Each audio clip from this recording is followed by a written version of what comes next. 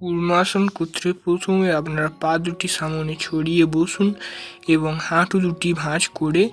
পাটি ফাঁকা করে আপনারা হাত দুটি ভিতরের দিকে ঢুকিয়ে দেবেন এবং হাত দুটি খেলিয়েও রাখতে পারেন এবং হাত দুটি পিছনের দিকে লক করেও রাখতে পারেন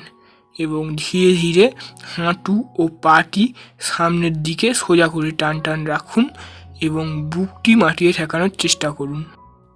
কুর্মাসনের উপকারিতা: প্লীহা যকৃৎকে সুস্থ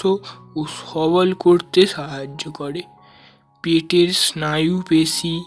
ও সবল করতে সাহায্য করে ও পেটের মেদ কমায়, অক্ষুধা, অম্বল, কোষ্ঠকাঠিন্য ও কোলাইটিস প্রভৃতি পেটের রোগ ও পেটের যত যাবতীয় রোগ দূর করতে সাহায্য করে, লম্বা হতেও সাহায্য করে, হাঁপানি ও হাত পায়ের বাত ভালো হয়। হাই ব্লাড প্রেশার রোগীদের এই আসনটি করা একেবারেই নিষেধ।